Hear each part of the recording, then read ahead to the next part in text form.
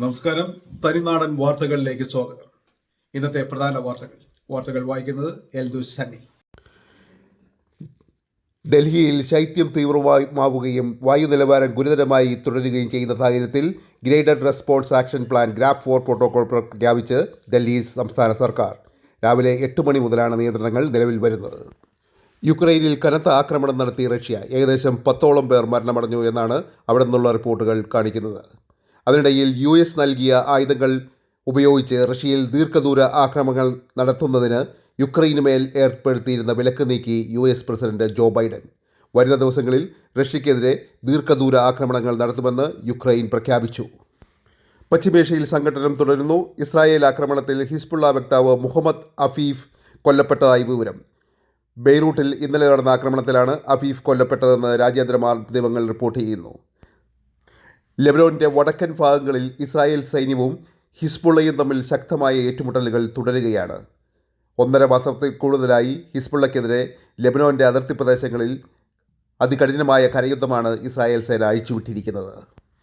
മണിപ്പൂരിൽ ആഭ്യന്തര കലാപം രൂക്ഷമാകുന്നതിനു മണിപ്പൂരിലെ സ്ഥിതിഗതികൾ അവലോകനം ചെയ്യുവാനായി കേന്ദ്ര ആഭ്യന്തരമന്ത്രി അമിത് ഷായുടെ നേതൃത്വത്തിൽ പ്രത്യേക യോഗം ചേർന്നു ഡൽഹിയിൽ. മഹാരാഷ്ട്രയിലെ തെരഞ്ഞെടുപ്പ് പരിപാടികൾ റദ്ദാക്കിയാണ് അമിത്ഷാ ഡൽഹിയിലെത്തിയത്. മണിപ്പൂരിൽ ഇന്നലെയും മെയ്തൈ വിഭാഗത്തിൽപ്പെട്ടവരും കുക്കി വിഭാഗത്തിൽപ്പെട്ടവരും തമ്മിലുള്ള ആഭ്യന്തര യുദ്ധത്തിൽ നിരവധി ആളുകൾ മരണപ്പെട്ടു. അതിനിടയിൽ മണിപ്പൂരിൽ BJP സഖ്യ സർക്കാരിൽ നിന്നും പിന്മാറി നാഷണൽ പീപ്പിൾസ് പാർട്ടി. BJP കഴിഞ്ഞാൽ മണിപ്പൂർ സർക്കാരിലെ ഏറ്റവും വലിയ കക്ഷിയാണ് NPP. സംഘർഷം നിയന്ത്രിക്കുന്നതിൽ ഭരണകക്ഷിയായ BJP പരാജയപ്പെട്ടു എന്ന് ആരോപിച്ചാണ് NPP BJP സർക്കാരിനുള്ള പിന്തുണ പിൻവലിച്ചത്. UK-യിലെത്തുന്ന ആരോഗ്യ പ്രവർത്തകർക്ക് 2 വർഷത്തിനുള്ളിൽ PR ലഭിക്കുമെന്നതിനുള്ള ചർച്ച ഇന്നലെ പാർലമെൻറ്റിൽ നടന്നു.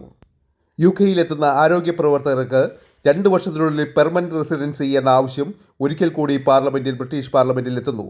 മുൻപ് കൺസർവേറ്റീവ് ഭരണകാലത്തും ഈ ആവശ്യം പാർലമെൻറ്റിൽ ചർച്ച ചെയ്തിരുന്നെങ്കിലും നയമാറ്റം നടക്കാതെ പോവുക ആയിരുന്നു.